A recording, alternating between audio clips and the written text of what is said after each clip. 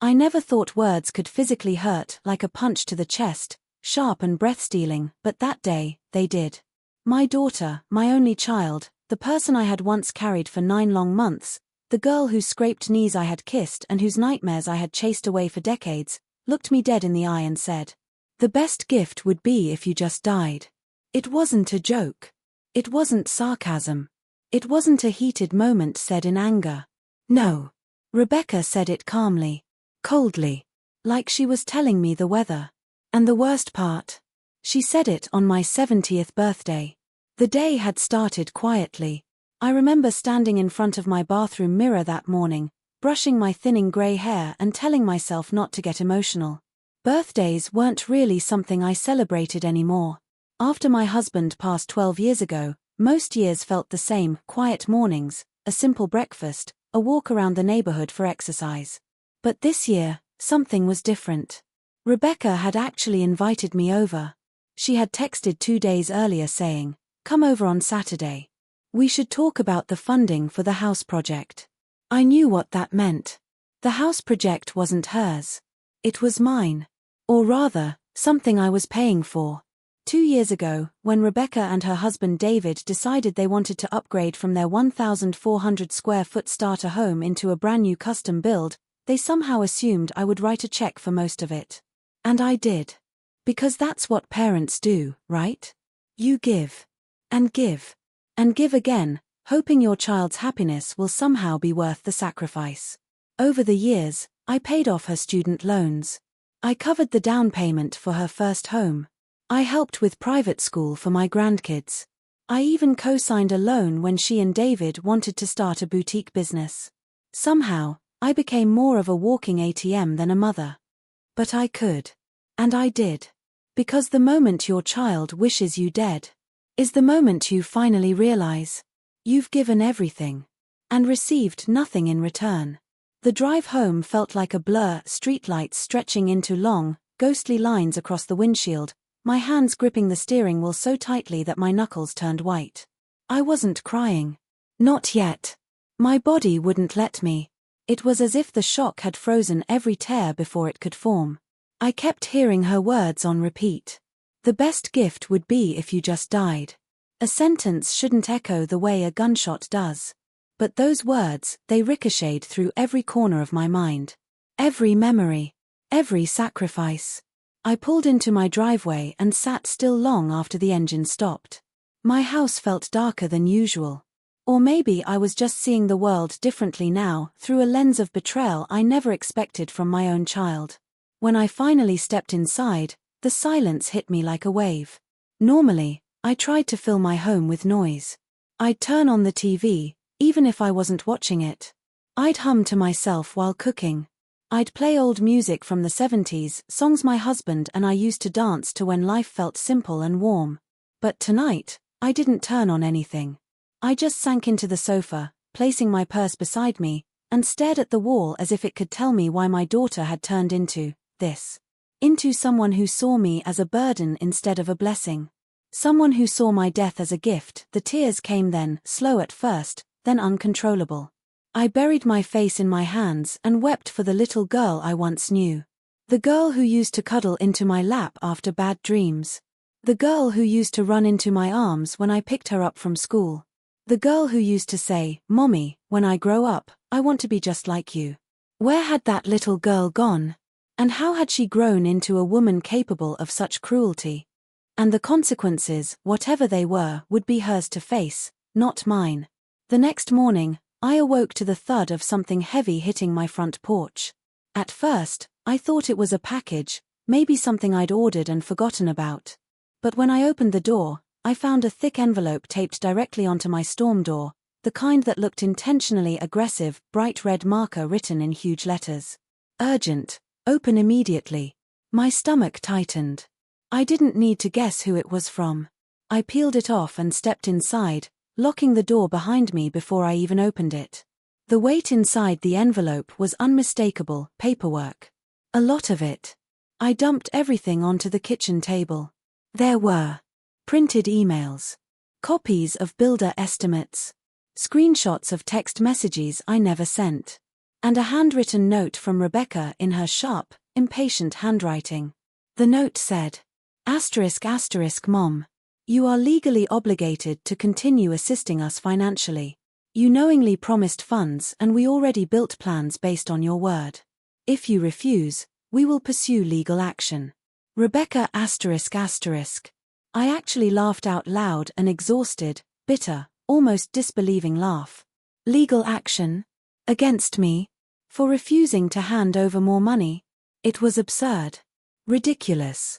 But also exactly the kind of entitled threat someone like Rebecca would make when she realized control was slipping through her fingers. Still, seeing it written down, black ink on white paper, made something spike in my chest. Not fear. Not guilt. Anger. Real anger.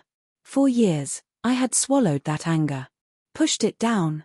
Told myself that mothers don't get angry at their children, that mothers tolerate, forgive, endure. But I wasn't just a mother. I was a woman. A human being. And I had limits. I grabbed my phone and decided to call Mr. Larson, my attorney, even though it wasn't Monday yet. This situation couldn't wait. He picked up on the second ring. Mrs. Carter? Mr. Larson, my voice shook slightly. My daughter left legal threats at my door. I explained everything, her threats, the so-called legal obligation, and the blackmail attempt hidden beneath all the drama. He sighed, the kind of sigh an old attorney gives when he sees the same family drama play out again and again. Let me make this clear, he said firmly. She has absolutely no legal grounds to force you to give her money. None. Zero. A verbal promise is not a binding contract. She cannot sue you successfully for refusing to bankroll her lifestyle. Relief washed over me, but it wasn't the comforting kind. It was the kind that left you trembling, realizing how close you were to believing a lie.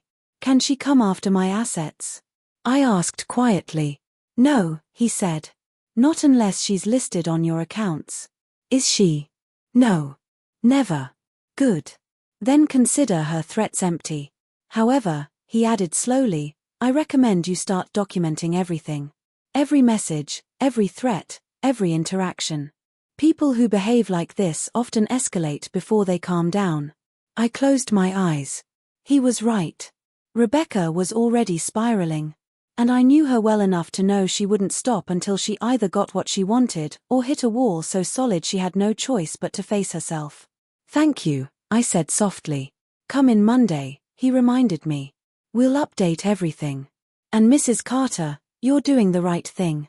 When he hung up, the silence felt different again, heavier, but also clarifying. I wasn't weak. I wasn't confused. I wasn't losing my mind. I was setting boundaries. And Rebecca hated boundaries the way a spoiled child hates vegetables. Around lunchtime, I took a walk to clear my head.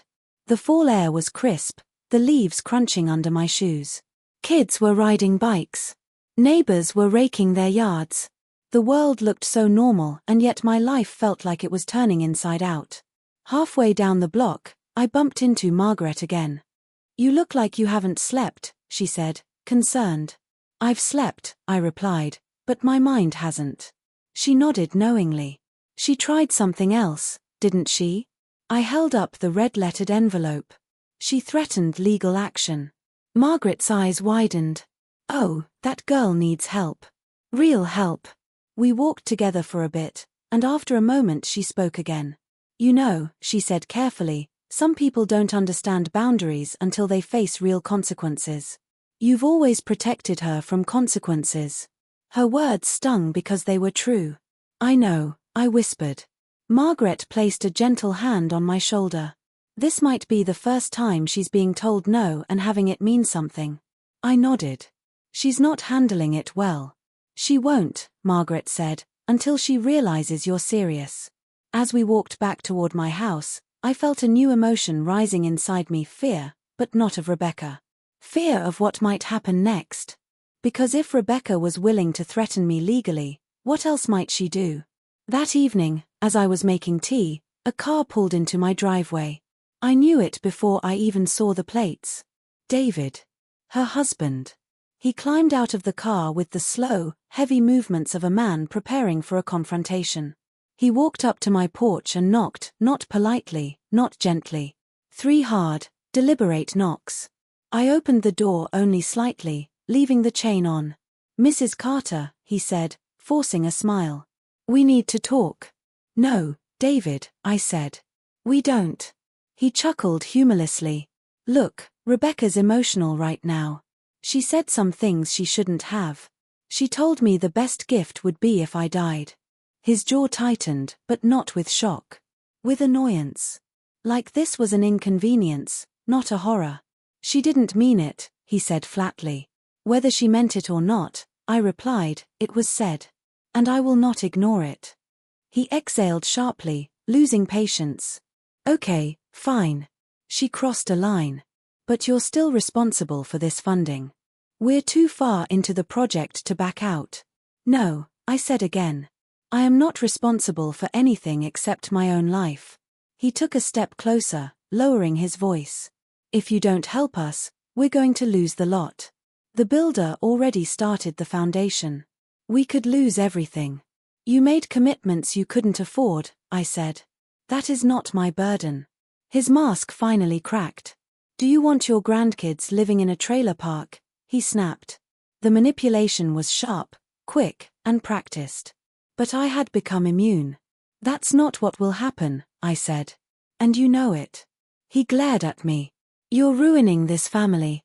"No," I whispered. "I'm refusing to let you ruin me."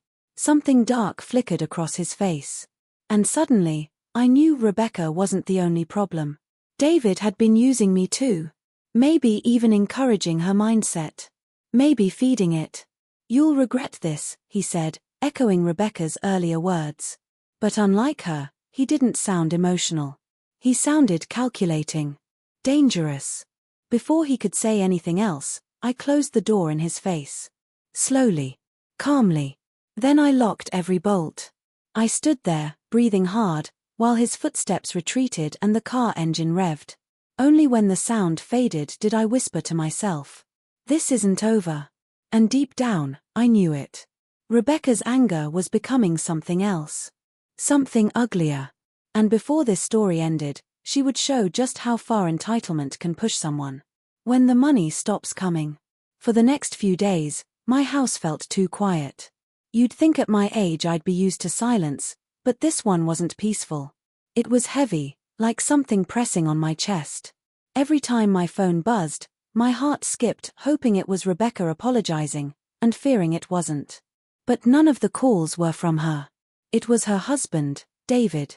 And every time I saw his name flash on the screen, guilt twisted in my stomach. He didn't deserve to be caught in the middle of this. He didn't deserve to pay the price for Rebecca's cruelty or her words that still replayed in my mind. "The best gift would be if you just died." I couldn't hear it. I couldn't feel it. But I also couldn't shake the fear that maybe she truly hated me. On the 4th morning, David finally left a voice message. "Mom, please, we need to talk." Mom. He always called me that. Even after years of being treated like a stranger in my own daughter's home, he still respected me more than she did. I called him back. "David. What's going on?" His voice sounded tired, heartbroken. "It's Rebecca," he said. She's not okay." My stomach dropped. "What do you mean?" A long silence.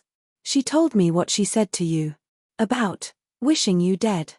He swallowed. "She's ashamed, but she'll never say that out loud." "Then why did she say it at all?"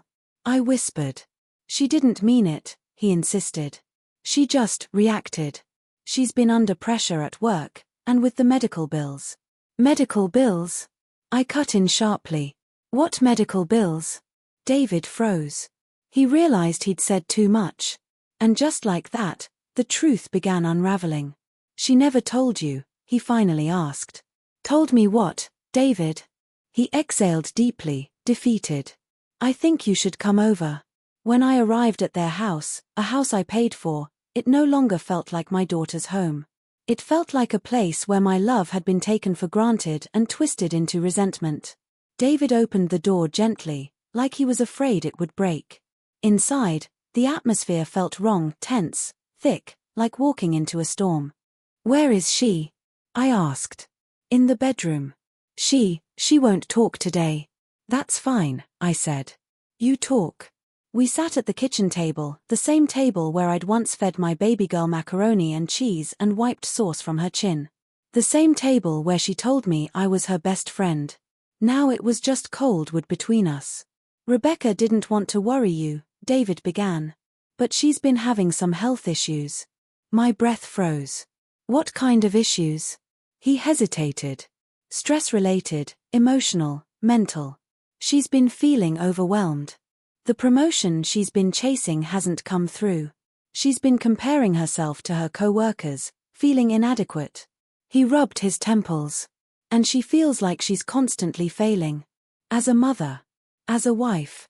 As a daughter. That last word stabbed me.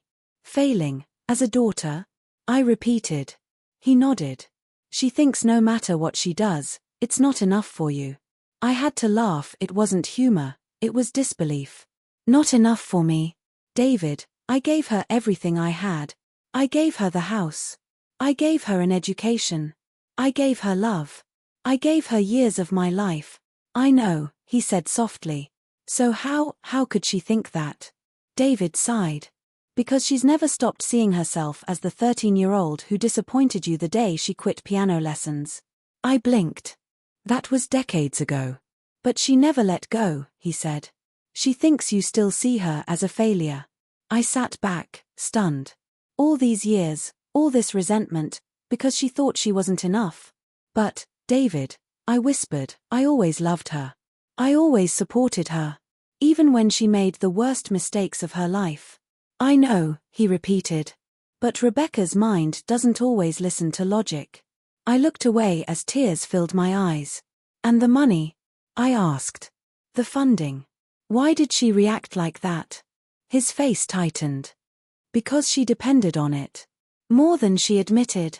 The roof repair, the renovations, the business idea she was trying to start quietly. My eyes widened. Business idea? She told me she didn't need my help anymore. She didn't want to admit she failed. She didn't want you thinking she couldn't stand on her own. My heart cracked. So instead of asking, she wished I was dead. David swallowed hard. She regretted it immediately. But, she doubled down out of pride. Pride. My daughter's biggest enemy. I felt my anger fading and something else replacing it, something more painful. Grief. Not for myself. For her. David, I said quietly, why didn't she come talk to me? She was afraid, he said. Afraid you'd say I told you so. Afraid you'd see her falling apart. I covered my mouth to keep from sobbing. I never wanted my daughter afraid of me. Never. Before I could speak, a soft voice floated from the hallway. Mom. It was Rebecca. She stood there in pajamas, her hair messy, her eyes red and swollen.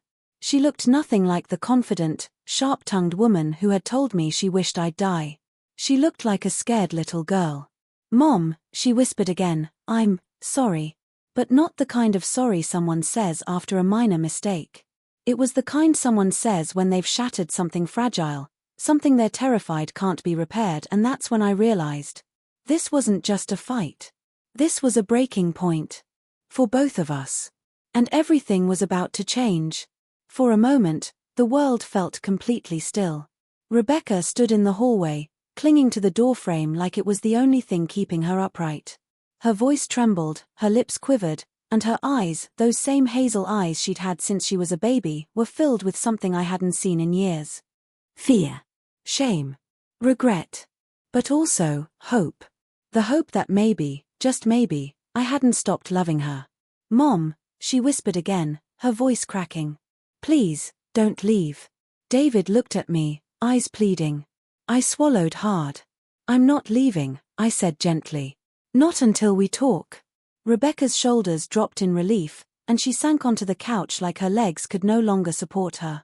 I walked slowly toward her, not out of anger, not out of pride, but out of the heaviness of years of unspoken hurt. When I reached her, she tried to speak, but the words tangled in her throat. David quietly excused himself to the kitchen, giving us space. For a long moment, it was just the two of us. Mother and daughter. Two stubborn women with too many scars between them. Rebecca, I said softly. You hurt me. Her face crumpled. I know, she whispered. I know, Mom, and I'm so sorry. I was horrible. I was cruel. I didn't mean it. I swear I didn't mean it. I sat beside her, leaving just enough space that she had to reach for me. And she did. She grabbed my hands like she was drowning. I didn't want you to die, she choked out. I was angry, and overwhelmed, and scared. I didn't know how to ask for help without feeling like a failure. Her words hit me right in the heart. You could have told me, I whispered. I would have helped you. I always have. But that's the problem, she cried. You've helped me my whole life. Every time I mess up, you fix it. And instead of being grateful, I feel like a child. Like I never became the woman you hoped I'd be. I felt a lump in my throat. I never said you weren't enough. You didn't have to say it, she said. I felt it. Every time I struggled. Every time I messed up. Every time life knocked me down. I felt like I disappointed you. My eyes filled with tears. Rebecca. I'm your mother. I'm supposed to help. She nodded slowly. But sometimes, it made me feel weak. We sat there in painful silence. Finally, I exhaled. And the funding? I asked quietly. Is that why you reacted that way? Because you thought needing my help made you a failure?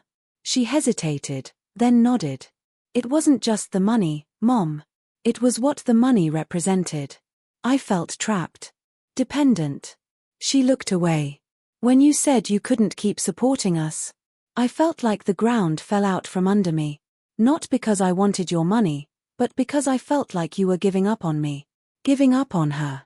God, that hurt. I cancelled the funding, I said slowly, because you wished me dead, not because I wanted to abandon you. She buried her face in her hands. I know, and the moment I said it, I wished I could rip the words out of the air. I hate myself for it. My anger softened. Not disappeared, but softened. Because now I understood. She wasn't cruel. She was broken. She wasn't hateful. She was drowning. I scooted closer and gently lifted her chin. Rebecca, I said softly, you will always be enough for me. You don't have to prove anything. Not your success, not your independence, not your strength. You're my child. Her tears slid down her cheeks. I still need you, Mom, she whispered. And needing you makes me feel like a burden. I squeezed her hands. You've never been a burden. She swallowed. I don't want your money anymore, she said shakily. I mean, I do need help, but not like before. I need you. I miss you. I miss us. My heart warmed and ached at the same time. Then let me help you, I whispered. Not with money, but with love. With time. With support. She leaned into my shoulder, crying quietly. After a while, David returned from the kitchen. Can I say something? He asked gently. Rebecca and I nodded. He sat across from us, his expression one of raw honesty. I've watched both of you hurt for years, he said. You both love each other more than anything, but neither of you knows how to say it without feeling weak. He was right. My daughter and I were mirror images in the worst ways. And Rebecca, he continued, you can't keep pretending everything is fine. You need to be honest with her, with me, with yourself. She sniffled. I know. And Mom, he said, turning to me, you can't keep protecting her so much that she never learns how strong she actually is. That part stung. But it was true. I had spent years swooping in to fix everything, thinking I was helping, when really, I might have been holding her back. Rebecca reached for my hand again. Mom, can we start over? She asked quietly. Not with money. Not with guilt. Just, start over? I nodded, tears falling freely. Yes, I whispered. We can. But deep inside, something else stirred. A question. A fear. If she had hidden this much from me, the stress, the medical problems, the failed business, the shame, what else wasn't she telling me? And I was about to find out. Because the truth, the whole truth, was far darker than I ever expected. Rebecca and I sat together on the couch long after the tears stopped. Long after the apologies settled into the air like dust. Long after David returned to the other room to give us space again. It should have felt peaceful. But it didn't. Something was still wrong. Something Rebecca wasn't saying. Something David seemed terrified I would discover. Her apology was real. That much I knew. But apologies don't erase the weight behind the words she had thrown at me. The best gift would be if you just died. People don't say things like that unless they're carrying something so heavy, so toxic, it spills out uncontrollably. I watched my daughter quietly as she twisted her sleeves between her fingers, avoiding eye contact. That was her tell, she only did that when she was hiding something. Rebecca, I said softly, there's more you haven't told me. Her shoulders tensed immediately. David stepped back into the room at that exact moment, almost as if he'd been listening and waiting. He froze when he heard my words. His eyes gave it away. He knew. Mom, Rebecca whispered, please. Let's just focus on today. On moving forward. No, I said calmly but firmly. Moving forward requires honesty. She swallowed hard, and I could see the battle in her face. Fear versus truth. Shame versus love. Guilt versus desperation. Rebecca, I continued gently, I can't help you if you keep hiding things. Her lips trembled. Her eyes glistened. I don't want to disappoint you again, she whispered. You won't, I said. Not by telling the truth. A tear slipped down her cheek. Then another. And another. Finally, she broke. Mom, she choked out, I'm in trouble. My stomach twisted. What kind of trouble? I asked softly. She looked at David. His jaw was clenched, like he was holding back an avalanche. Tell her, he said gently. Rebecca nodded, wiping her eyes. It started last year, she began. My hours at the firm were cut, but I didn't want anyone to know. I was terrified of looking weak, embarrassed, like I couldn't hold my own. She paused, voice cracking. So instead of telling you, or David, or anyone, I tried to start a side business. I inhaled sharply. The business you tried to do, but didn't tell me about? She nodded. Yeah. I poured everything into it. And when it started failing, I panicked. I took out loans. Small ones at first. My heart raced. How small? She hesitated. Mom, she whispered, I owe $62,000. The room felt ice cold. I blinked slowly, trying to process her words. 62,000? I repeated. She nodded again, crying harder now. David lowered his head into his hands. And the lenders? I asked quietly. Are they legitimate? She closed her eyes. No, she whispered. They're private lenders. My heart dropped. Private lenders didn't mean banks. Private lenders meant danger, harassment, threats, pressure. Those weren't people you owed money to. Those were people you ran from. Oh, Rebecca, I whispered, voice trembling. I didn't want you to know, she sobbed. You already paid for so much, my house, my college debt, the wedding. I couldn't come to you again like a child begging for help. I squeezed her hand. You should have told me. I was ashamed, she whispered. And when you said you couldn't keep helping, I panicked. I lashed out. I said the most disgusting thing I've ever said in my life. I hated myself immediately. And when you cut the funding, the lender started calling more. Showing up more. I froze. Showing up? Rebecca nodded slowly. They came to our house last week. David finally spoke, his voice strained. They threatened her, Mom. They told her if she didn't pay at least 2 installments soon, they'd make things difficult. That's why she snapped. That's why she said what she said. It wasn't about you. It was fear. I covered my mouth, horrified. You should have called the police, I whispered. We can't, David said bluntly. There's no official documentation. Everything is off the books. If we go to the police, it could get worse. I stared at my daughter, my once cheerful, strong-willed Rebecca, now broken down, trembling, terrified. She looked so small. So fragile. Why didn't you come to me? I whispered again. Because you've already sacrificed so much, she cried. I felt like I was sucking the life out of you. I thought it was better if you hated me than if you saw me like this. Her words tore through me. I grabbed her hands tightly. Rebecca, I said through tears, you are my daughter. My child. There is nothing you could ever do that would make me stop loving you. She sobbed harder. And the thing you said, I whispered, you said it because you were terrified. Not because you meant it. She nodded, burying her face in her hands. I didn't mean it, Mom. I swear. I said it because I felt cornered. Not because I wanted you gone. Not ever. I leaned forward and wrapped my arms around her. She collapsed into me, crying like she did when she was 8 and scraped her knee on the driveway.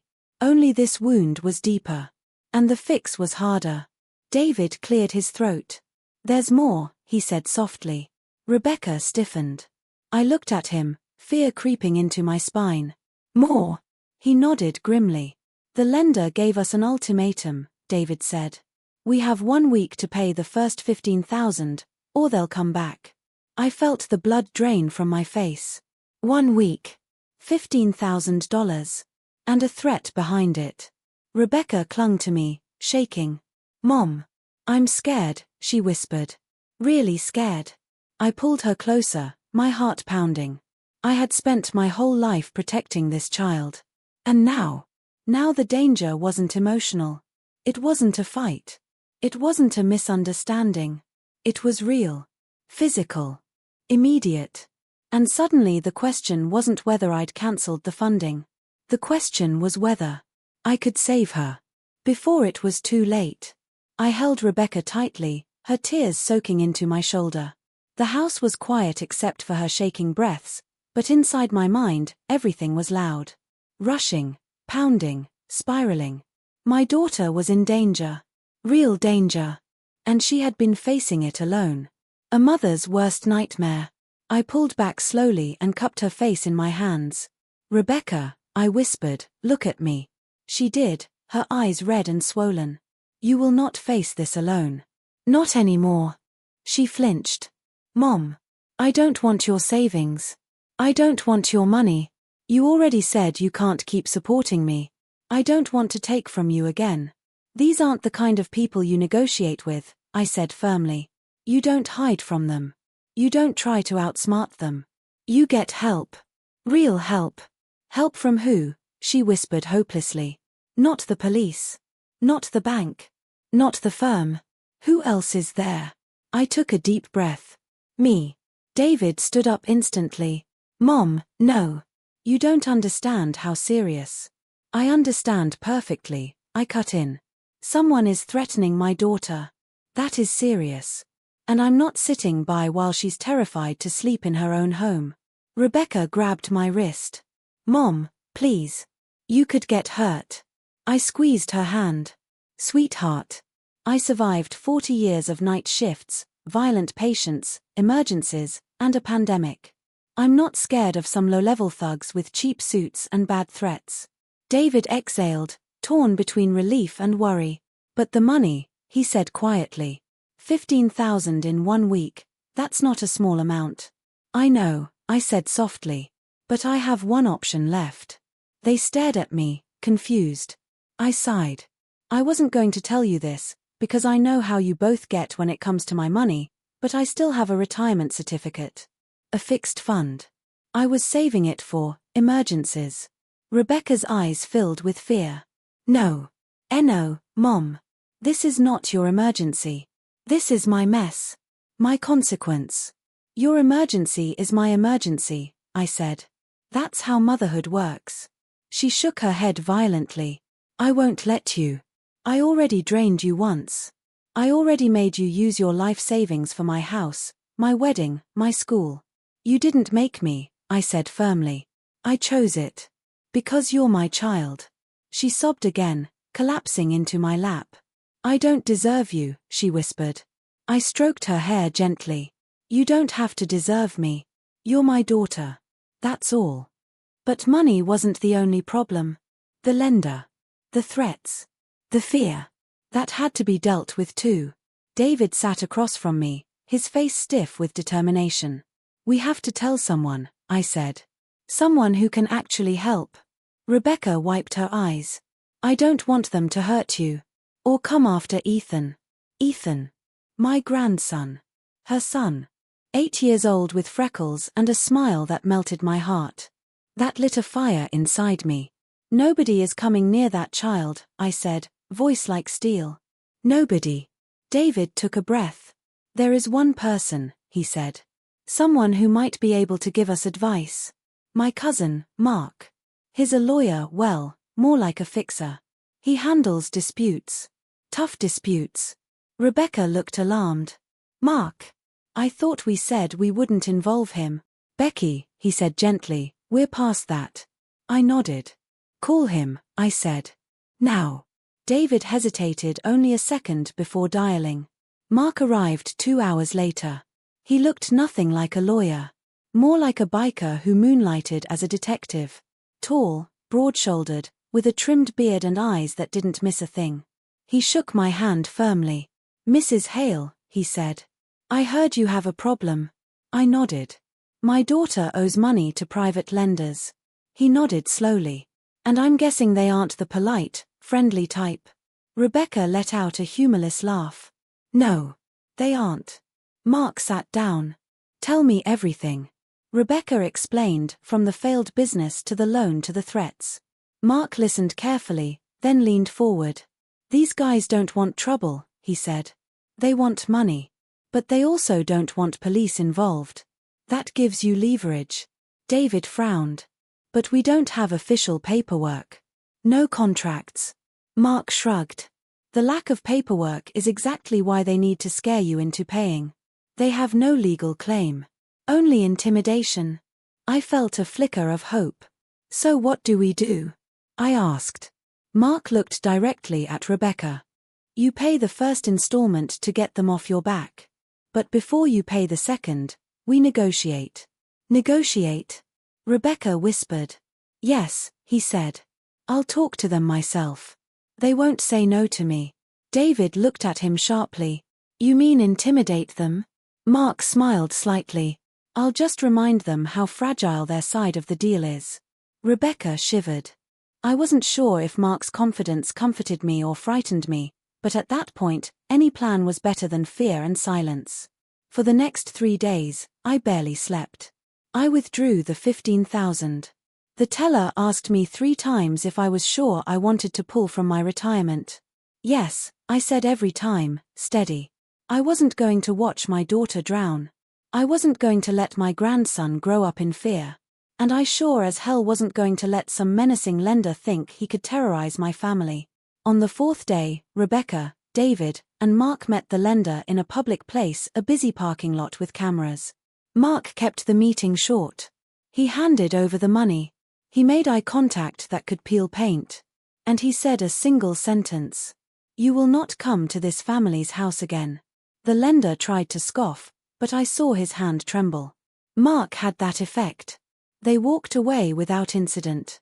For the first time in weeks, I could breathe. That night, Rebecca and I sat on her back porch watching the sky turn orange and then deep purple. "Mom," she whispered. "Yes, sweetheart. Why did you still help me? After what I said?" I took her hand. "Because love is louder than pain," I said. "And motherhood doesn't end when your child hurts you. It ends when you decide to stop loving." And I never stopped. She leaned her head on my shoulder. "Thank you for not giving up on me." I kissed her forehead. "I never will." She was quiet for a long moment. Then she whispered, "I'm going to pay you back. Every dollar. No more hiding. No more shame. I'm done letting fear run my life." I smiled. That's all I ever wanted. Rebecca wasn't perfect. Neither was I. But that night, for the first time in years, I felt something between us that had been lost. Trust. Understanding. Healing. A new beginning. And a promise. From her. From me. From all of us. That the cycle of fear, guilt, money, and silence was ending here. Because no matter how broken things became, a mother's love remains the strongest currency in the world. Thanks for watching. If you love this story, hit the subscribe button. Show love by like my videos and tell me about your thoughts in comment section.